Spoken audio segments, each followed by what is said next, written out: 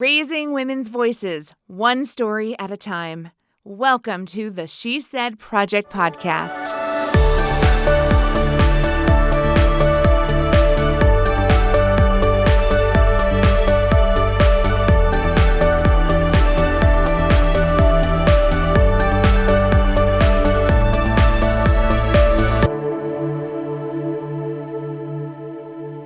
It has been an amazing season so far on the She Said Project podcast. It is one of my favorite things to do, chatting with women who have already been on stage in a That's What She Said show, because Kerry, we know there's so much more. Oh my gosh, it's so great to do this because after every single show, I always think, I wonder what happened, or I have questions after I listen to their story. Like, wait, but what about? And today's speaker, her whole piece really touched me because when we were starting the That's What She Said show, I was turning 40. And I remember one of the things we kept saying, because this was not in our wheelhouse, any kind of theater work. And we kept saying, you're never too old to rewrite your script.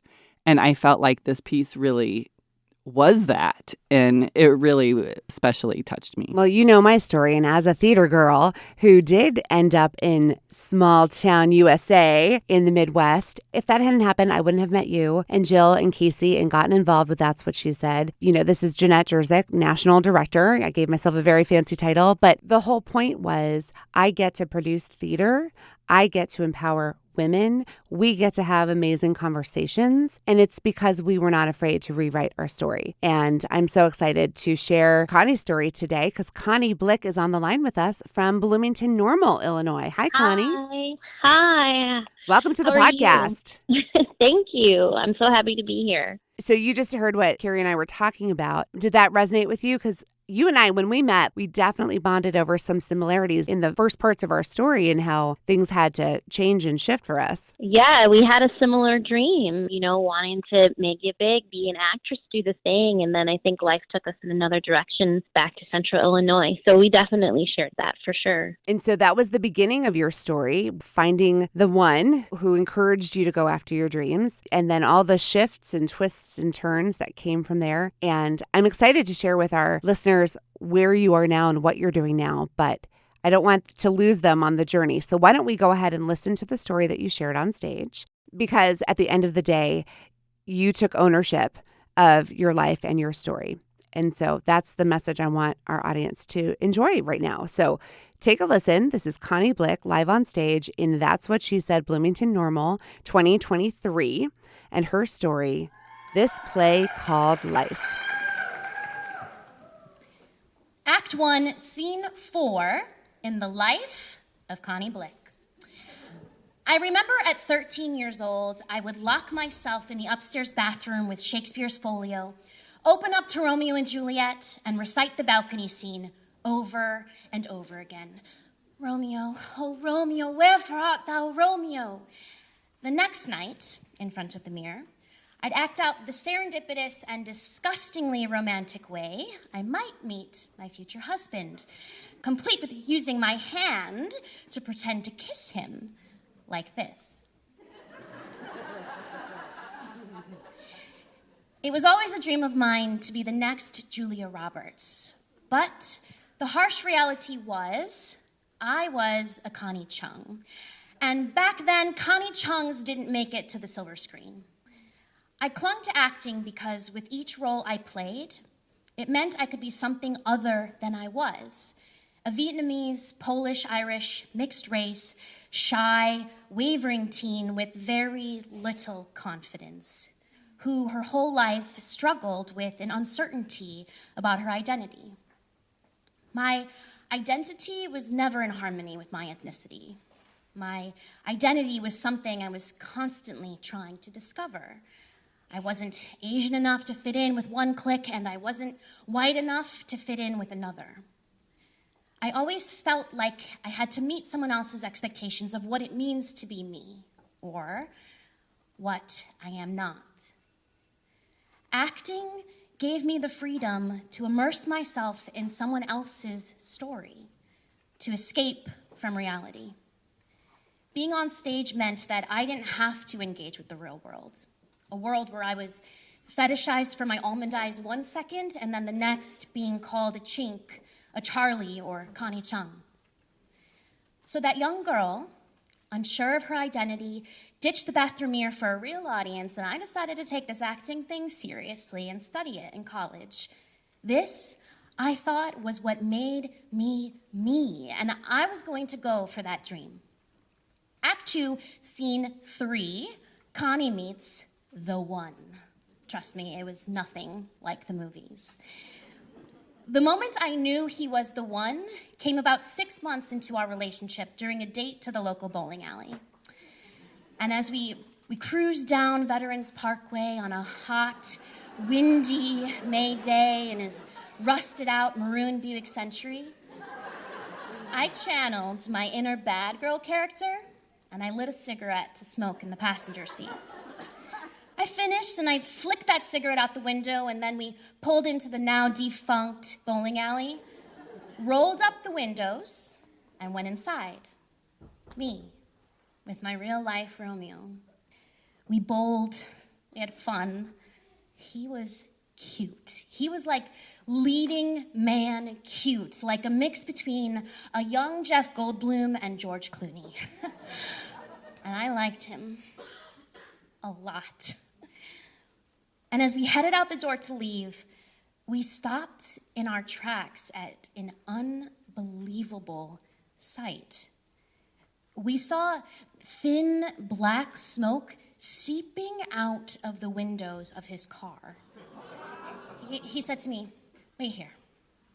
And I watch him run as fast as he can to the car, peeks into the closed windows, and he quickly opens the door. Woof! Huge clouds of black smoke emerge from the car. The car was on fire. It was literally on fire. That cigarette that I thought I flicked out onto Veterans Parkway made its way back into the car through the open rear windows. The one runs back inside to me, and the only thing running through my head is, oh my God, this is it. This is the end of this relationship. This perfect guy, he's going to be furious, right? So he runs back inside, and I blurt out an apology to him and explain, it had to be the cigarette, and it was all my fault, and I'm preparing myself for a breakup right there in that moment. But instead, he looks at me with gentle eyes and says, "It's okay. It's just a car. It was an accident." And that was the moment I knew he was the one. Because you can tell the one based on how they respond to life's unexpected moments. And instead of being angry and placing blame, he was calm and tolerant. He was the real life man of my dreams. Okay, maybe that was like something out of the movies, but one written by like Greta Gerwig or something, you know what I mean? Act 2, Scene 6, The Dream Realized. My senior year in college, we had an acting showcase where you performed in front of talent agents. And if you were good, or maybe just lucky, you'd get agent representation. I got a call to be represented by a Chicago talent agency. This was it. I thought I was a step closer to my dream. The one and I went to celebrate with friends at a local bar. And across the bar, I start noticing a girl making eyes at me like this, shouting racist remarks about how I don't belong here. I looked into the one's eyes, defeated. But trying to stay strong, I channeled that inner bad girl role again, and I was gearing up to confront her, but the one pulled me back. "It's not worth it. She's not worth it," he said. "You're on your way to something big. Let's go." And go I did. Out of that bar and out of this college town to Chicago that summer to start auditioning, another step closer to that dream, toward the only identity I knew, the only role I wanted to be, an actress. Act 2, Scene 7, The Dream Deferred. After a few months of trying to make it as an actor in Chicago, I found out I was unexpectedly pregnant at the age of 23. And while having a baby was the absolute last thing I thought would happen to me on this journey of following my dreams, There was not a justifiable reason that I could come up with that led me to not have the baby, and the one supported whatever choice I decided to make. So I moved back to Bloomington-Normal so the one and I could find an affordable place to live, and we had the help of his parents, who were here, local. I was leaving behind my dream, and I was preparing to embrace a role that I didn't see coming and didn't know how to prepare for: motherhood. Act 3, Scene 1, a new role. At 23, I found myself standing in front of that mirror again, except this time it wasn't reciting Romeo and Juliet. It was admiring my growing belly that was nurturing and sustaining life, amazed that my body was capable of something so weird. I vividly remember the second my daughter was born. She came out blue and breathless. And when she took her first breath, the one and I watched her turn from blue to rosy pink in an instant, from her head to her fingertips, all the way down to her toes. The doctor put her in my arms and said, "Congrats, Mama." And it was then, in that very moment, I knew why I was put on this earth. I knew who I was meant to be. And as I breathed in the smell of my baby's sweet skin, I exhaled and I let go of that dream of being an actress. Because I was a mama now. And raising my daughter, and then 5 years later a son, was the role of a lifetime. And the only thing on my mind. Forget identity searching. Being a young mom became my identity. I clung to and I embraced motherhood with the same passion I had for the dream that I breathed away the day my daughter was born. There was suddenly more important things on my mind than trying to find the answer to where I fit in. I was too consumed with, keeping them alive in the real world, happy and loved. I loved being a mom. And I loved experiencing this journey with the one by my side who I married after I witnessed what an incredible father he was to our firstborn.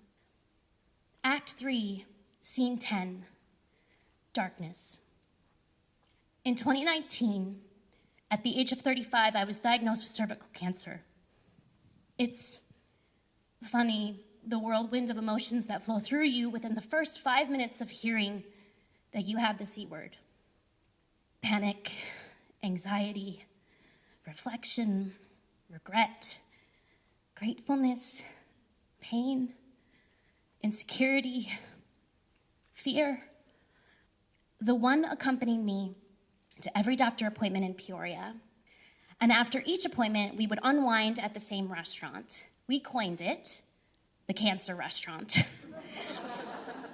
We'd sit on the patio drinking a beer and discussing the future and exchange questions. How do we tell the kids? What happens if I can't beat this? What if it's worse than they say it is? What could I have done? Why me? This restaurant was our ritual, an escape from the reality of what I was facing ahead, an escape from the stress of all the unanswered questions. I learned that part of my treatment for the cancer meant the need to have a hysterectomy, and they would remove my uterus, cervix, and fallopian tubes. They would remove the very parts of me that housed and nurtured the two greatest accomplishments of my life, the parts that made me a mom. And I wasn't prepared for the emotional toll that overcame me after they removed those pieces of me. And after the surgery, I fell into an unfamiliar, dark place. I fell into depression. I felt empty, knowing that this huge piece of me was missing that to me was so closely connected to my identity. Now when I found myself in front of the mirror again, staring at my reflection, I only saw the scars where they removed those pieces of me. I would run my fingers over them and feel ashamed and disgusted. worthless. The one tried to encourage me, but I was lost. Every visit to the cancer restaurant from this point on was shrouded in this indescribable darkness due to my depression. And on the day I found out I had clear margins and the cancer was gone, we went to celebrate at the cancer restaurant, but I was grieving. I was grieving my womanhood, because for the past 11 years, what had defined me was being a mom, and without these parts that made me a mom, who was I? A final follow-up appointment meant a final visit to the cancer restaurant. And as we entered the parking lot, I noticed that the restaurant was unusually empty for that time of the day, and there was a white sign on the entrance doors. I hopped out of the car and I read it, and it said, "To all of our patrons, thank you for your patronage over the years. We have permanently closed our doors." And in my head, I thought, no way. No, this, absolutely not. This place was just open the week before. This is the cancer restaurant. This is where we go to talk about cancer. This can't be happening. I read it again. We have permanently closed our doors. And this broke me, but not in a way that you would think. I was standing there in front of this white sign that said, "We have closed our doors," but I was being presented with this cosmic sign that said, "It's time to close the doors. Move on." And it was the physical closing of the doors of this restaurant that allowed the doors to close on the dark side of my recovery. And in this moment, something came over me. I stood there in front of that sign, and I didn't have to grieve anymore. I was grateful, instead, to be alive and healthy. Driving away to find a new place to eat meant driving away into a new future. A future where I can stand in front of the mirror again and admire the tiny scars that have been left by those previous scenes in my life. Because these scars, whether visible or not, meant the hurt was over and the wound is closed. Today, as the one and I begin this new act in our lives, I stare back at my reflection in the mirror at 39 years young, and I am proud. I am filled with gratitude for the way that these acts in the life of Connie Blick have been written.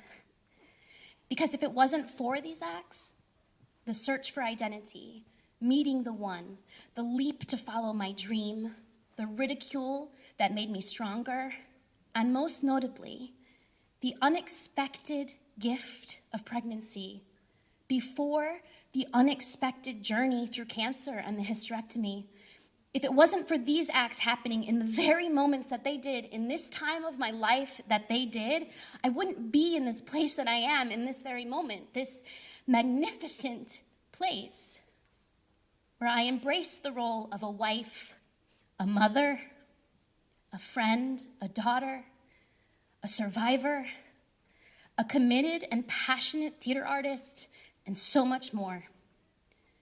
This magnificent place, the present, where I have so much to be grateful for. In this play called life, I hold the pen.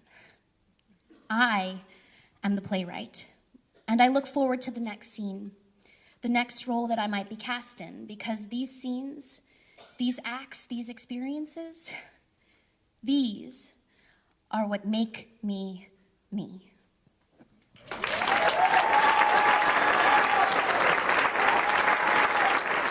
But at the end of the day, we are all the playwrights holding the pen. Kerry? Yep. I love it. I hope that stories like this, that it just keeps encouraging women. Just because you open door one doesn't mean that you can't keep opening door number 2, door number 3, and just keep going. Nothing says you have to stay in that one script. I'm so grateful we live in a time where you can pivot and change what your dream looks like. You just redefine it. It's your success 2.0. So Connie Blick, how do you feel about your success 2.0 these days? Oh my gosh. Honestly, it was really because of the motivation that I found from That's What She Said, and someone that I met, Sonia, actually, one of the other people who encouraged me to go for my dream of starting a theater company here in town. So that's my story 2.0. Sonia really inspired me to do that. And just after she heard my story, That's What She Said, and knew how much I love theater and that art, and how I was kind of thinking about bringing a theater company to Bloomington, she just said, go for it. What do you have to lose? Those simple words really pushed me to be like, you're right. And I think That's What She Said motivated me to say, yeah, my dreams aren't finished. Like, I'm still writing my story. And at 40, I still have things I want to do. And starting that is definitely Connie 2.0. And your theater company is not a typical, you don't do typical theater. It's very unique and creative. Yeah, it's site-specific. So we're literally theater that moves. So we perform in locations that are specific to the play. So we don't have a traditional home theater. We perform in bars, and we perform in log cabins with plays set by the fireplace, and we performed in warehouses. And it's really fun. From my story, what I wanted to be was an actress. That's my background. But I think that through this and in this change, I've learned that I'm capable of so much more than just acting. Kind of being the creator behind this and founding it and producing and, doing the marketing and learning so much more about myself in this process because of that shift when I thought I had a one track, I just want to be an actor. And now this has brought me at so many other levels in the creative world and realm of things that I didn't think I was good at, but just discovered, that I was through this. So every story that appears on a stage, we hope resonates with someone in the audience. I'm sitting here vibrating on fire. I'm waiting for Kerry to make some joke about that. But because girl's best friend. Because what you just shared resonated with me so personally. I have to share this little piece because I also went to school to study theater. I also went to New York and Los Angeles with the dream of working as an actor.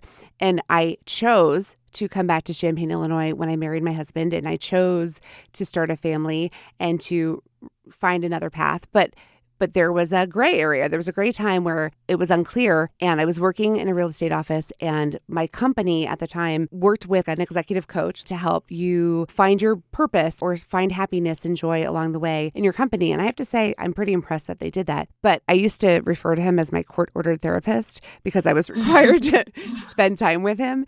And throughout the process, I finally confessed to him that when I left Los Angeles, that I stopped talking about it with people because I would have to come to the point of the story where I didn't make it, where I gave up, where I failed, right? And he said to me one day, well, I don't think you were ever supposed to be an actor.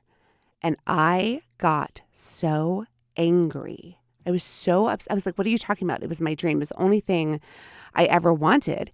And he said, no, you are a creator. An actor is someone who regurgitates other people's words. You need to be in charge, at the helm, creating, producing. And I want to say it was even she said that we had this conversation. And I mean, I had to process the anger before I could really hear what he said. And oh my God, that's what I get to do every single day. I get to direct, I get to produce, I get to act as a therapist now sometimes, in these story development sessions. But my life is so fulfilling and so powerful. And when I look back on what I quote unquote gave up in Los Angeles, I can honestly say, I don't know that I would have been doing anything more, anything greater than I was when I left.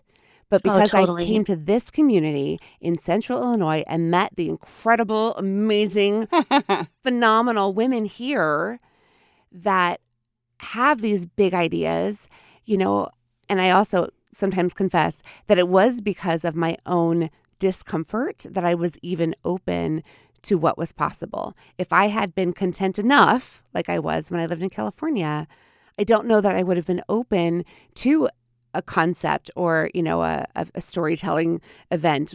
What's that? It's a one-night show. Oh, but it's so much more. Mm-hmm. And now Connie Blick is in my life and Kerry is in my life. And I dare say hundreds of women are in my life because of That's What She Said. It's the old thing of unanswered. Thank goodness for unanswered prayers. Like Oh, gosh. And luckily, you had to go through some anger feelings and all of that. But you were, because of all of those things, you're able to just be killing it at what you're doing. Thank you for indulging me. This is supposed to be all about Connie, but it was too specific of a moment that I had to share. Yeah. And I think that also comes with age, maturity, and experience. In retrospect, I wouldn't want to be anywhere else. My daughter came to see the show, and she's 16 now, and I talk about her, it was because I got pregnant and that, we came back here and everything, and that kind of stalled the dream. This was my new role, right, was now being a mom. She came and watched the show, and when I saw her after, she was in tears because she felt so guilty. She heard it and thought, it's all my fault, Mom. I stopped you from your dream happening because of me. That crushed me. You know what I mean? But I said, no, like you were my dream, because I can see that retrospectively now. To her, or it might seem that way, but for me, I said, this is exactly how my life was supposed to be. You didn't crush anything. I think the moral of that story is just everything happened the way it was supposed to. You open that mystery door. It's just like, here's this new experience. Here's this new thing. I'm going to follow this path. And like having her was everything that led me to where I am now, and so appreciative to where I am now. And like, I don't see that. I wouldn't have seen that because we can't tell the future, right? But like retrospectively, she was everything I needed. A really intimate mother-daughter moment. Have her hear that I had a life before her, because I think as a kid, you don't think about your parents' life before you were born, right? That's all she knew. And so to hear about my life before her, and her feeling like it was me that stopped your dream from happening, but me, being able to say, no, you were everything. This is exactly how my life is supposed to be, and I'm so satisfied. It really meant a lot to us, and that experience, to have that experience together. Things can change. Your life can go different ways. So grateful for what we have. Kerry, can you pass the tissues, please? Passing the tissues. Connie, I remember a conversation you and I had. There was this moment where you were breaking down the order of things and how they happened. And if you had gone to Hollywood and lived your dreams and worked as an actor, I mean, working as an actor ain't easy, people. It is not all fun and games. No. But if you had gone and done the hard work, the timing, how it would have worked out with your cancer diagnosis, if you had put off having children, we had this really powerful, intimate conversation about the what if. When you say everything happened the way it was supposed to, beyond the shadow of a doubt, you had your children before you had to face recovering from cancer and all of the what ifs that could have been. Oh, exactly. And until you and I talked about it that night, I had never thought of that. After all the therapy I had been through, everything, I never even came to that revelation with my therapist. Like, that's when you say you are a therapist at some point. It's true. You really made me aware of that. And it made me be like, oh my God, yes. Like, if that didn't happen the way it was, I could have been at an age where I couldn't even have had kids because of the hysterectomy and losing that part. So the gratitude for my life really came through developing this story, because it was in that moment that we talked that I really realized there could have been a chance that I couldn't even experience motherhood, something that I loved so much. I didn't realize that until we talked that night. So yeah, I mean, it was heavy, it was deep, and discovered through this process.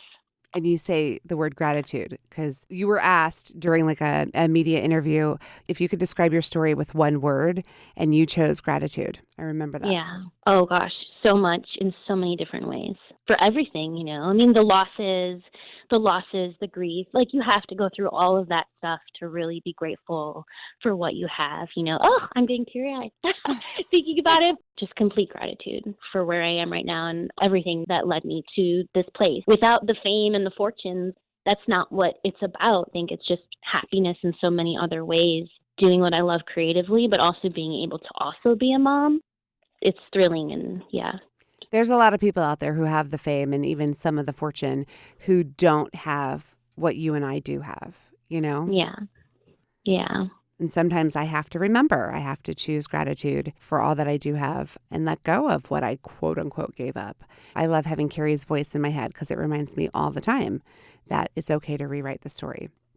And thank goodness for that man of yours. It's not every one of us who can light a car on fire. Yeah, I'm saying he's directly from like a storybook, I swear. I mean, in so many ways. He's a keeper for sure. He He loves when he sees people who heard the story because they're like, "Oh, you're the one. You're the one."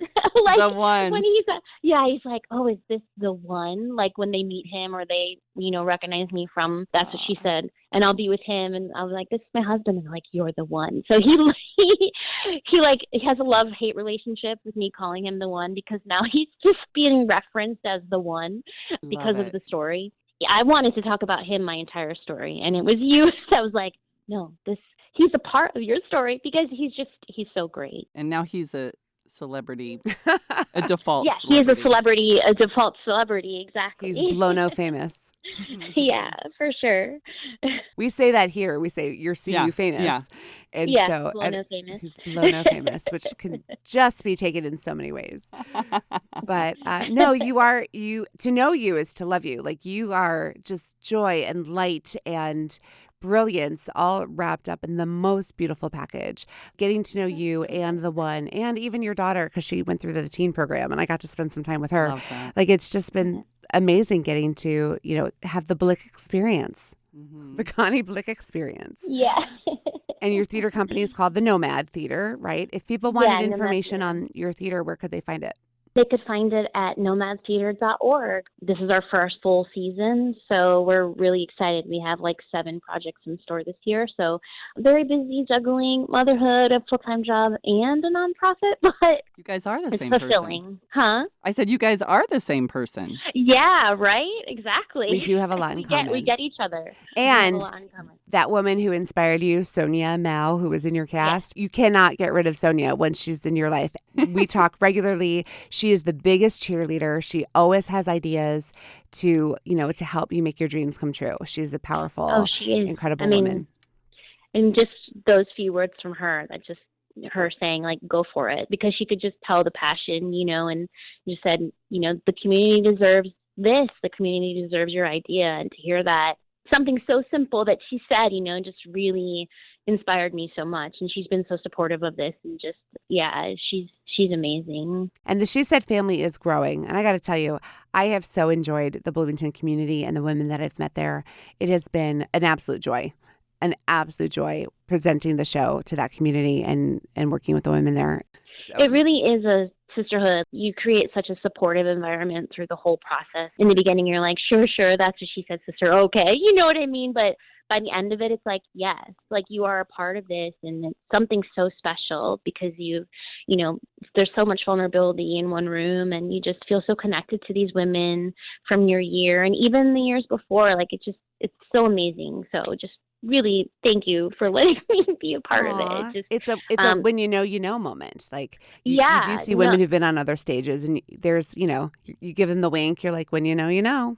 Yeah, and you don't know what they're talking about until you experience it, that really, this is something huge and major. And it really did change my life. I mean, I just felt so connected to so many people through it, and, catapulted me and inspired me to kind of continue with my passions. So. And now you get to go out and inspire others to be creative, to perform in unique places, and you're building something from the ground up. You are creating, and that is passion right there. So I'm so proud of you. I'm so proud to know you. I'm so grateful that you shared your story on the She Said stage in Bloomington-Normal, and we're going to keep it going. We're going to grow. We're going to do more shows. We love checking in with the ladies and our new friends on the podcast because we get to learn more and grow more together. So I want to thank our friends and our listeners and our supporters. I want to thank Sterling Wealth Management and Carl and Health Alliance for supporting our podcast through the years, and our partners in crime, Illinois Public Media.